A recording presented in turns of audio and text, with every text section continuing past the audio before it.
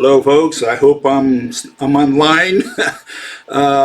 YouTube changed a lot of things this time around. It went to a new mode, and I had to learn a little bit of this. So I don't even know if I'm online yet. I hope I am. Okay. Let's see if I can read here. If anybody can hear me and see me, please put a comment. Okay. I'd love it. I'd know that I'm online. Okay, I'll assume until I see a comment there that I'm online, okay?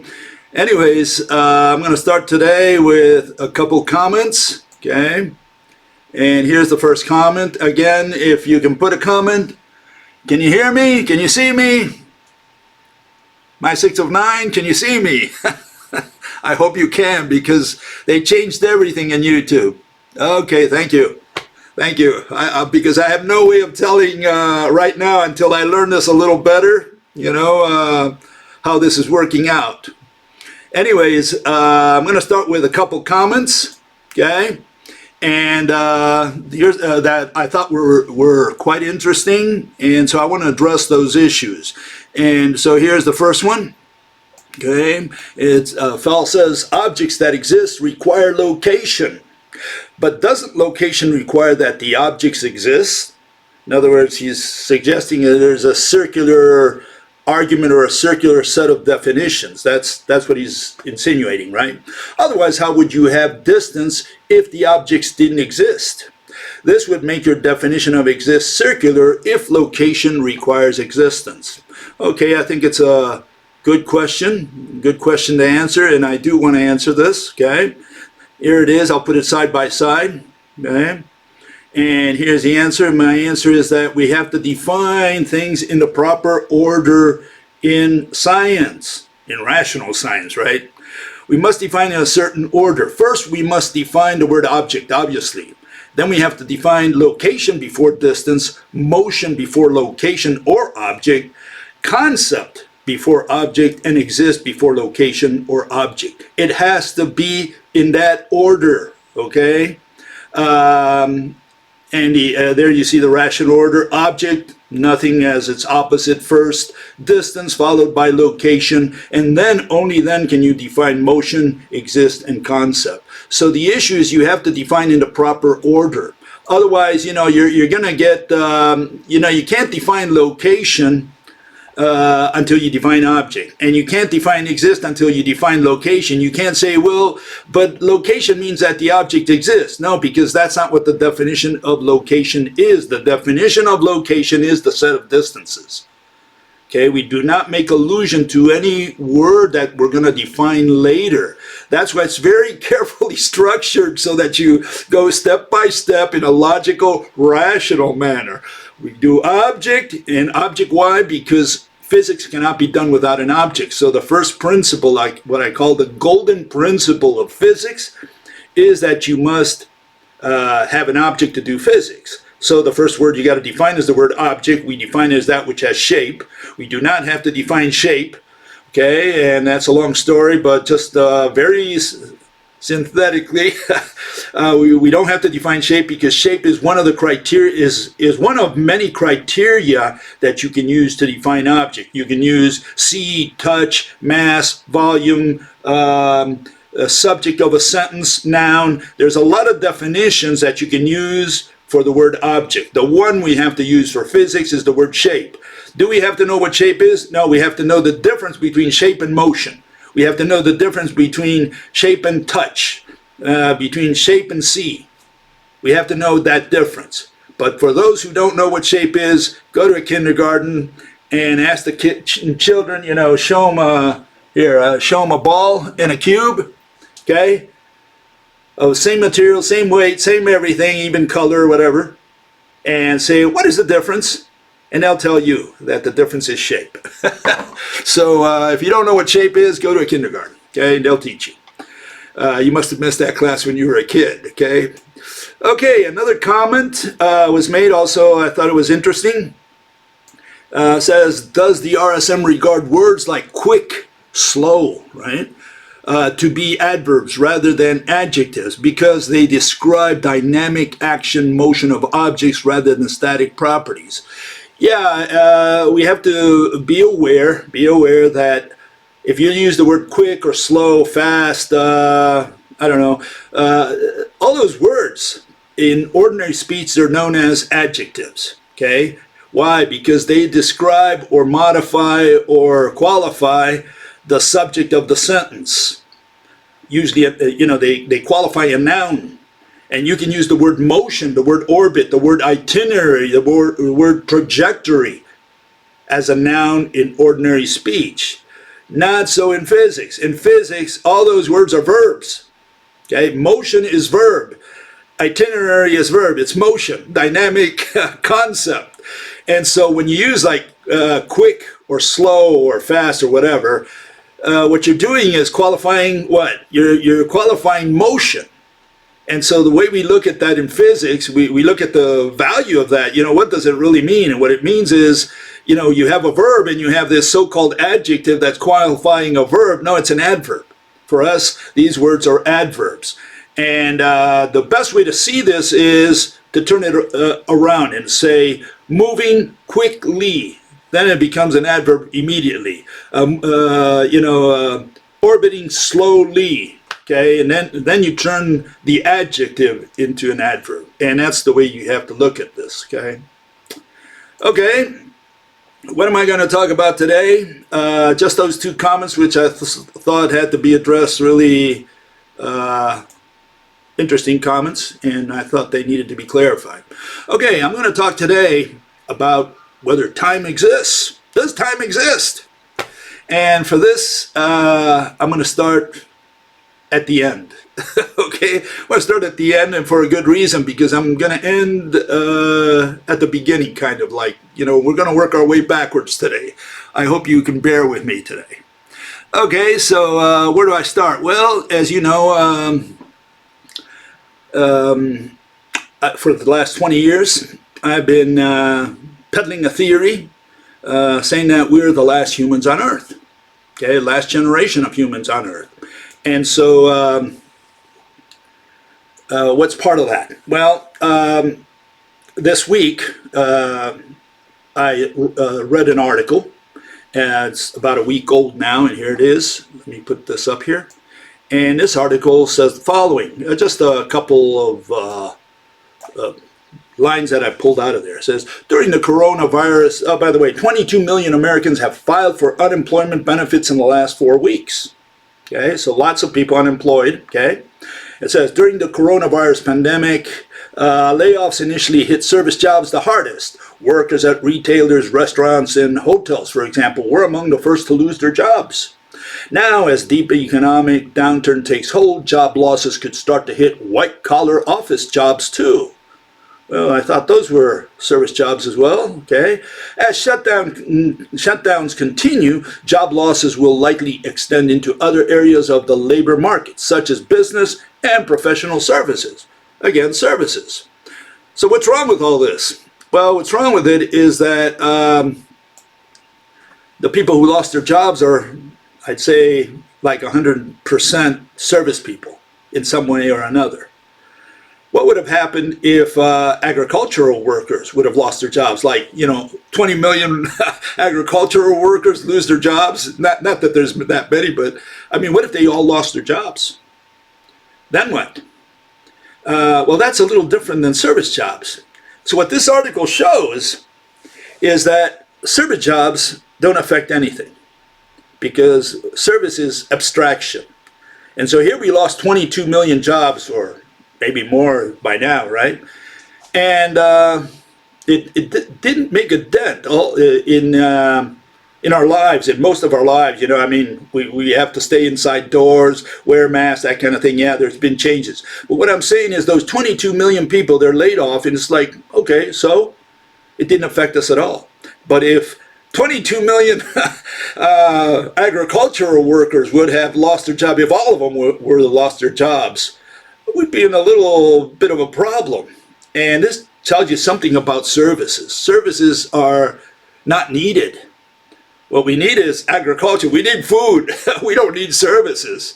And here you have so many people, unemployed, and it didn't affect the majority of us out there. Okay, we still can do our things. More or less, a lot of people have to work from home, et cetera, et cetera. But what I'm saying, those 22 million people, it's like, we put them out of work and then no problem. We'll just give them some money and they go to the unemployment office. They have this unemployment insurance and it's like, yeah, so what? No problem.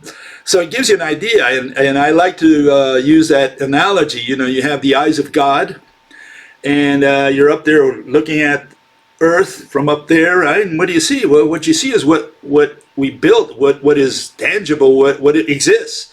And what exists are, the buildings, the highways, the houses, the fields of corn, everything that you can see. What you don't see are the services, because services are all promises, are all abstractions. So what am I getting to? I'm saying that these 22 million people were already unemployed. Anyone who is in the service industry is already unemployed. Service is unemployment. Okay. Heard some noise there. Okay, and so here's the breakdown for the United States, for example. And you can see how many people are unemployed. Says services 80%. In 2017, it's got to be about the same thing today. So that's how many unemployed people there are, really, because anyone who's in services is really not producing anything. And we proved it. You can say evidence to convince, to convert, and recruit by showing that we can get rid of 22 million jobs and, the world keeps turning. No problem. Okay? So whatever they produced didn't affect us at all. You can get another idea from the following. You may want to go to a restaurant and have someone serve you. So there's a cook that cooks the food. There's a waiter who brings the food over. Do you need that? Well, no, you could stay at home, eat at home, right? So you don't need to go to a restaurant. And you don't need to go to a hotel, except if, you're maybe on leisure. Yeah, some businessmen must travel from city to city, but I'm talking about the people who go on tourism, right? Do we need hotels? No, the guy can stay at home. He doesn't need that. It's a nice to have. It's a leisure society, the service society. We're all pharaohs. You want to build a pyramid, you have all these slaves, and you give them a little bit of food, and they build you the pyramid. And today is very similar. You don't know how to fix the plumbing, well, you call the plumber. Your electricity is down, you call the electrician. You need to fix something outside, in your yard, you call the landscaper or whatever. So, you pay. Everybody does. Everybody's your servant. All you have to do is have money. So it's a leisure society. It's a society where you don't have to be an expert at anything. See, this is a little different than what happened in the Upper Paleolithic. There were no middlemen, no salesmen, no people you could count on. You had to go with your own spear and get your own mastodon or what is it, mammoth, okay? There was no middleman who says, no, stay at home, Joe, don't worry, stay in your cave, I'll go get it for you. Guy brings the mastodon, says, here it is, give me 2 bear furs and your wife, I'll exchange you. And that could have been a good deal for some people, but it never happened. No, forget it. No middlemen in those days. But today we rely on everything on middlemen. And what do they put into the circle? They put cost. Middlemen are just cost. They're not. They're just an extra cost in the whole chain of getting a product to you. So all these people, they're really not doing anything. They're unemployed, because if you can do something yourself and you don't need them, well, you can see that the guy was redundant. Anyways, that's my take. I'm sure the anarcho-capitalists will beat me up on that. All the Friedmanians, all the von Mises, all these people will beat me up, but I'm just giving you my 5 cents worth on that, okay? Anyways, why am I bringing that up? What's that got to do with anything, especially with the subject matter of today? Today we're going to talk about the existence of time, and here I'm bringing extinction. Okay? I started at the end. Let's work towards the beginning. Let's start a little bit on the beginning. Bring it back to where we were a couple weeks, 1 week ago, I think. Okay, here we have Aristotle. Okay? And so he has this idea about time, right? He's going to work his reasoning here with time, and he says, look, the infinite exists, okay? And so time is infinite, so the question is, does time exist? So he says, belief in the existence of the infinite comes mainly from 5 considerations. The first one he mentions in that list is from the nature of time, for it is infinite. And so he asks the question is, does time belong to the class of things that exist or to that of things that do not exist? Now, it's interesting that he uses the word things, because this is where the problem is. No one's ever defined the word thing in the last 10,000 years. And so we have a problem because he's treating time as a thing. Okay? And so that's where the duality comes in, where time is a concept and also an object. He uses as both. That's what's going to happen here. Okay, so keep that in mind. Okay, so he says the following. He says, he continues, he says, give me a second here. He says, none can exist independent except substance. Okay, except substance. That means only substance can exist, which is pretty much in line with my definition, so I have no problem with that, except that he doesn't know what he said there. He said it, but it didn't click in his head, okay? Well, you're going to see this in a little while, okay? For everything is predicated of substance as subject. Love it, because that's correct. Why did he use that? Why didn't he follow up on that? Why didn't he realize how important that statement was, those 2 statements were, okay? To define the infinite, you must use quantity. In other words, you can't apply it to substance, he says in your formula, but not substance or quality. He says that. He says you can't apply it to things, even though he's not going to use the word things. He's going to use the word body or substance when he refers to thing, and he's going to use thing very generically to include concepts and objects. And that's where the problem is, because time is a thing. And so the question is time a body, a substance, or is time a concept? What kind of thing is it? And it's where you use the word thing and you apply and you begin to analyze the word thing that you get it messy, because he's never defined thing. He's just defined substance and body. Okay? This is where we're going to have a problem. Okay, so he continues, the infinite is in the category of quantity, whereas substance or quality cannot be infinite. Okay, so he's making it clear. You know, you can't have a substance that is infinite. You can't have I won't use the word thing because he does use the word thing. You can't have a body that is infinite. Okay, that's what he's saying here. Okay, so at least he realized that much. And what he has in mind, what you got to keep in mind also, he's referring to the universe. If you treat it as a thing, as a body, as a substance, the universe, and people use that every day. They talk about space and universe as being things, as being bodies, as being substances made of particles, the ether. And the question is that thingy infinite or is it finite? Okay, that's more or less what he's getting to here. Okay, and then he defines the word object.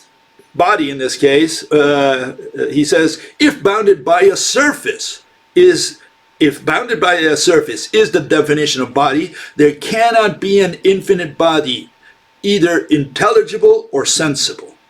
You can't even imagine it, you can't touch it. Okay? So he's got the right idea. He says, look, there's no body that is infinite. Love it. Okay? Because what? A body is that which has shape. And there is no such thing as an infinite shape, because that's not a shape. Okay, so we got a problem with infinite shape. It's an infinite finite, what the guy is saying when he does that. Okay, so where does he go from here? Well, he keeps going in his reasoning, and he says the following. He says, the theory that the void exists, look at how he handles this through void, okay? This is interesting. He says, because he says that the void exists. What is the void? Void is what you leave behind when you remove an object. So when the object is in the void, we're going to call it place, according to Aristotle. When you remove the object, it's no longer a place. Now you left a void. Okay, that's the notion he's going to put in here. He says the theory that the void exists involves the existence of place. For one would define void as place bereft of body. Okay, so a void is a place that has no body. When you put the body in the void, now it's called a place. Got it? Okay. So it's a hole in space, because space is also something different according to them. Okay. If void and place are infinite, okay, there must be an infinite body too. Okay, this is his reasoning. If it is impossible that there should be an infinite place, and if every body is in a place, there cannot be an infinite body.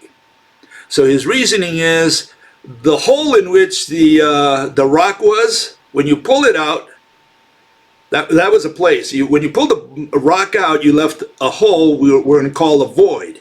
And neither the void nor the place when the rock was in there can be infinite, because then there would also be an infinite rock.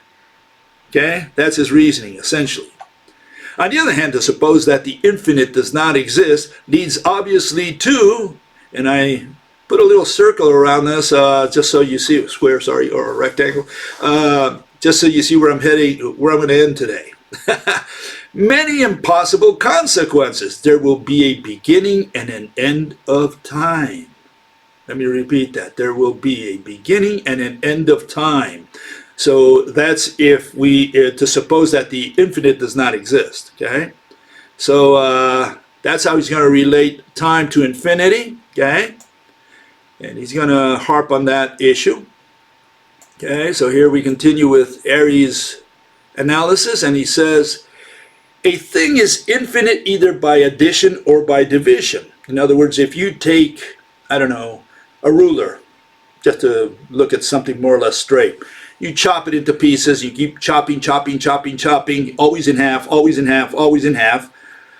Well, at some point, you won't be able to chop it with a knife, because your knife will be bigger than what you're trying to chop. That's the big problem the accelerators have, supposedly, right? But you can still conceptualize chopping it in half, in half, in half, in half forever. And he calls that infinity. That's infinity by division. At the same time, you can add rulers to your ruler, or inches or whatever to your ruler eternally, right, forever. And that's infinity by addition. So he says those are the two notions of infinity that he's got, or that he's proposing. The only problem with that, neither one of those refers to a body, okay? We're not saying that one body is infinite in extent, okay? That's not the notion, because that's the notion of infinity if you want to apply it in physics. You have to say, well, is there an infinite object? What do you mean by that? Do you mean that you can chop it up infinitely? No. Does it mean that you can add more stuff to it infinitely? No. It means that the body is extended infinitely. That's the notion of physics. Here he's introducing mathematics. And that's, again, this issue where he uses the word thing, and he's going to apply this notion to time. Why? Because time can be chopped into little pieces, and you can add more seconds and hours to time. Okay? And again, the question is whether time is a thing. Are we talking about time being expanding beyond the surface of space-time or whatever, right, into the 5th and 26th dimension? Time indeed and movement are infinite, okay? So keep that in mind. He's saying these are infinite. And again, what was the question before? He says whether there is a beginning and end of time, and he says they're infinite, so it would be ridiculous to say there's a beginning and an end of time, okay? That's the issue today. Okay, from where does he take us from there in his reasoning? He says, well, he kind of summarizes the different attributes that time has. He says time is infinite, time is continuous, measure of motion, time is number. But time is not motion. Time is number of motion. It's mathematics applied to motion. Okay, so it's not just I moved, I displaced myself from here to there. No, it's putting some numbers to that. That's what he calls time, or that's how he's gonna, the notion he's got of time. Okay. Okay, and so what does he conclude after all this? Well, he ends up concluding, good old Ari. He said, if I can get this thing, okay, says time is a measure of motion and of being moved. Will time then fail? Surely not, if motion always exists. So as long as motion exists, time exists, okay, so he's using the word exist, okay? If time is the nature of all change to alter things from their former condition. Things change, right? In time, all things come into being and pass away. Okay, there's a beginning and end to all this time. Time continues, but the thing is what has a beginning and end, okay? But time always is eternal, right? For which reason some called it the wisest of all things. Again, using the word thing to qualify time. What does he conclude? He says, we have stated then that time exists. So what is Ari's conclusion? He says, yeah, time does exist. Why? Well, because, it's the beginning and end of things. Things have beginning and ends. They come into being, they go out of being or expire or whatever. But time merely rolls along. Okay? Okay. So what do we have to say about all this? Well, the first problem is that Ari never defined the word exist or the word object, thing, right? Very precisely, scientifically, in a way that he can use it consistently. That's where his problem is. His entire book becomes nonsense. His whole book becomes total nonsense. His analysis is worthless because he doesn't define the two words he needs to make his case, the word object and the word exist. Okay? So that's where we start. We start there to compare ourselves against Aristotle here, show how we're a little different than these folks. And so we define exist as physical presence. What is physical presence? Well, the physical stands for object, and presence stands for location. Okay. What is an object? That which has shape. What is presence? The set of distances. That's what location is. And what is distance? Separation between objects. We do not use the senses, vision, to determine if something exists. We don't touch things to make sure they exist. No. Air we can probably touch, but we cannot see. So you can't determine that air. You can't say air does not exist because I can't see it, for example, right? And that's the point. We don't use the senses. This is a question of definitions. You have to define what you mean by exist. Then you can use the word. Right now, Ari hasn't defined the word exist. He doesn't know what he's saying every time he says it exists. So he can say that time exists. He can say that a rock exists. He can say that anything exists because he hasn't defined the word thing. And you need the word thing to talk about existence because concepts cannot exist for the purposes of physics. And that's where we have a difference from the ordinary speech and mathematical physics, where they use the word exist constantly, but they're referring in many cases to concepts. You cannot use that in physics. You cannot say love exists, not in physics. You can do that in ordinary speech and poetry and mathematical physics. You cannot say that love exists in physics. Therefore, you cannot say that energy exists. You cannot say that field exists. You cannot say that mass exists. Those are concepts. You cannot say that a wave exists. All those are concepts. And people don't realize they're dealing with concepts, and that's why we have to define the word object and concept before we begin to debate, before we give our dissertations, because unless you define those words, you're going to be chasing your tail around forever. You can't use words such as energy, mass, field, or wave, those primarily charge as well. You can't use any of those words in physics because they're concepts. You can't treat them as objects and say you're going to move a charge around. No such monster in physics. Okay, so until you understand that, you first you're in the wrong channel, and second you won't be doing rational. You won't be doing anything rationally. Okay, you're just going to be doing mathematics, and that's where we start. Okay, So where does this take us as far as the definition of motion and time? Well, here we have the list. We already defined object as that which has shape, okay? It's not that which has mass, not that which has volume, not that which you can touch, not that which you can see. It's that which has shape. Okay, all objects in the universe, with the word object, okay, in the dictionary, the only commonality, the universal property, the universal attribute all objects have is shape. If it doesn't have shape, it's not an object. And every word in the dictionary can be divided into these two categories. Either it's an object or a concept. Concept is really that which doesn't have shape. That's not the definition, but that's a good rule of thumb. If it has shape, object. If it doesn't have shape, you put it in the concept pile. So just take any word in the dictionary, you can fit into one of those two categories. Okay? Energy, does it have shape? No. Concept. Field, does it have shape? No. Concept. Okay? And some people think field has shape. No, it's got to be a stand-alone object. There is no such thing as field without the magnet. People don't realize this. I can't bring a field alone to the conference room. I have to bring the magnet, and then the field comes with it behind. Okay? Okay, so we define distance, separation between two objects. Straightforward. Do we measure? No, we don't measure anything. We don't use numbers. We don't use equations. All we have to do, is there separation between two objects? Yeah, okay, we call that distance. It's a qualitative notion only, strictly. Location, set of distances from one object to all the other objects in the universe. That's the location of that asteroid with respect to Jupiter, with respect to the Andromeda Galaxy, with respect to Alpha Centauri, the nearest three-star system, etc. So that's location according to Mother Nature. There's no frame of reference as in mathematics. You know, we don't hammer a stake in the middle of space and say, oh, this is going to be our corner and we're going to measure everything from here. No, that's mathematics.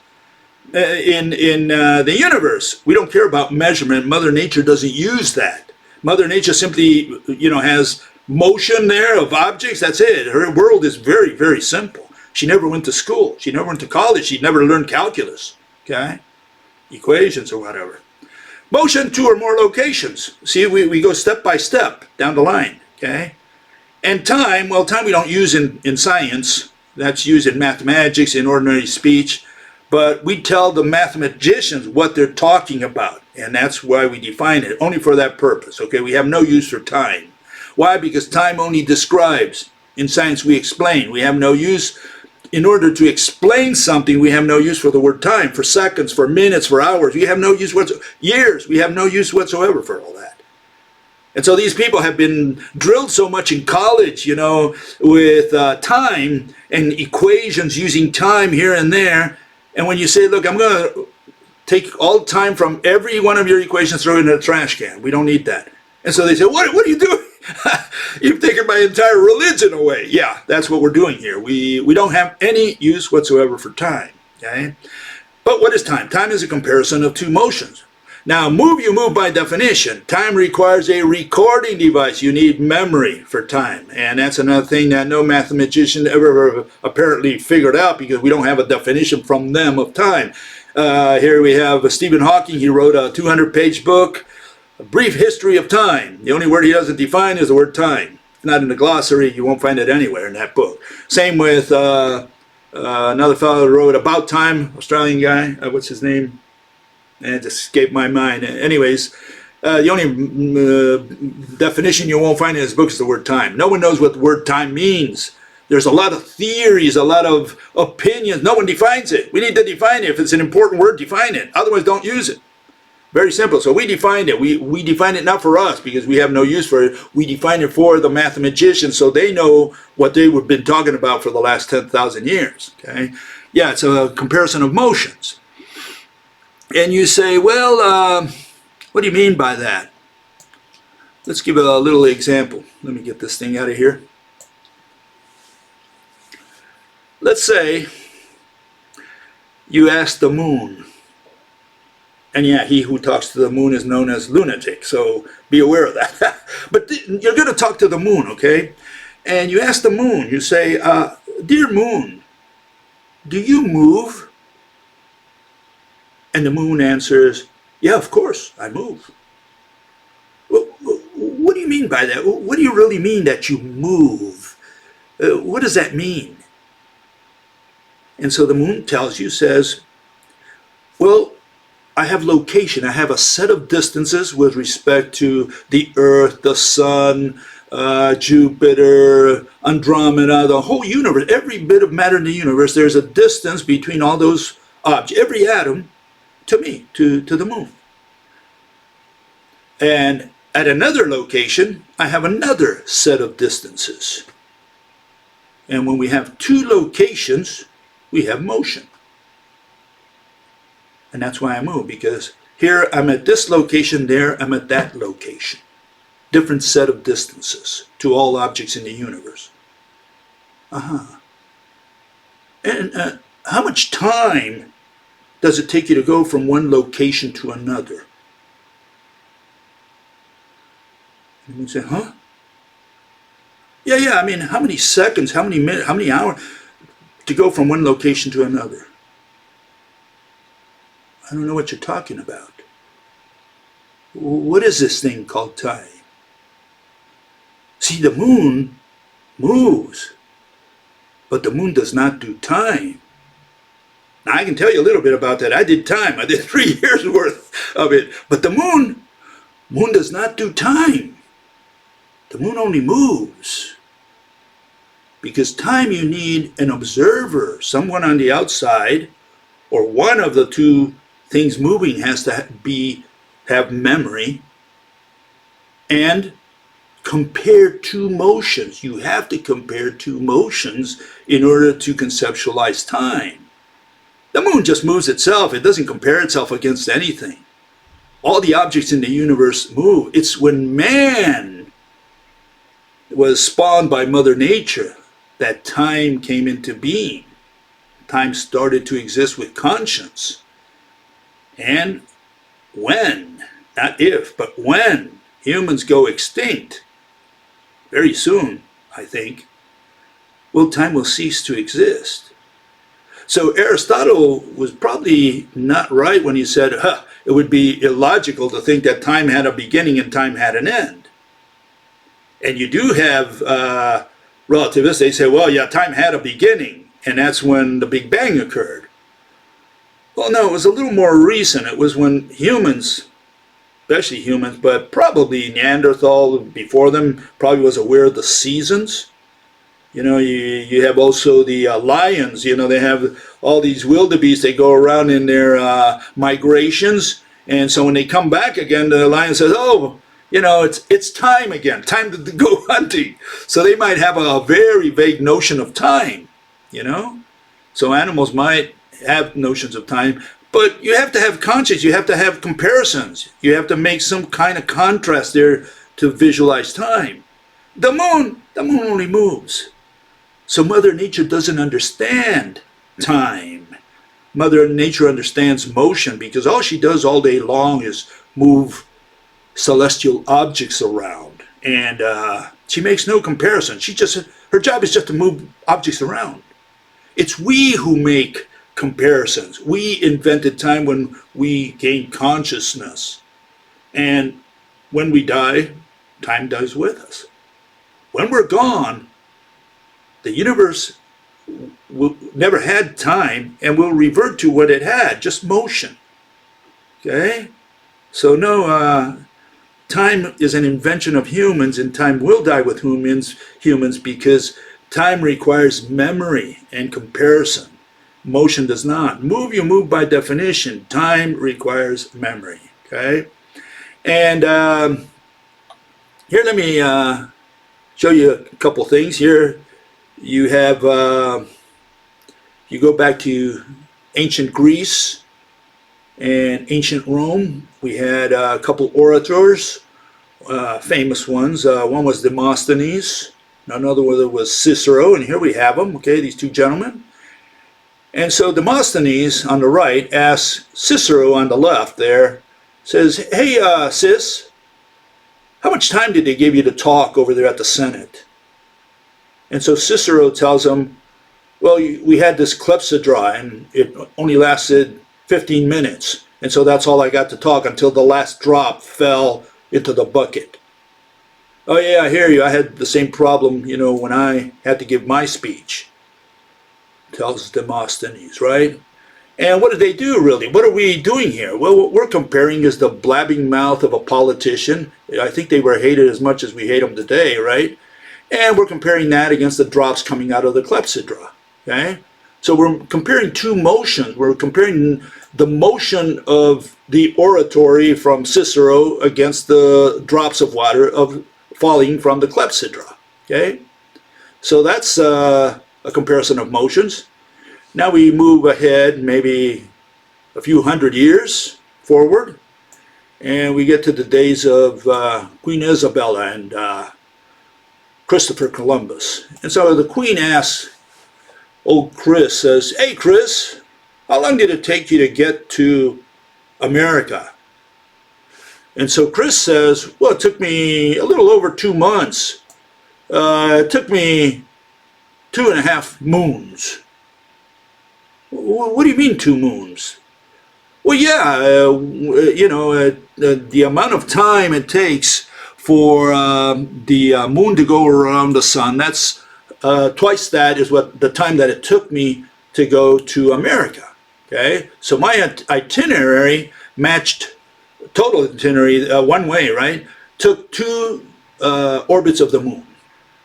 So what are we comparing? Well, we're comparing the itinerary of Christopher Columbus against the trajectory of the moon. We're comparing 2 motions. That's what time is.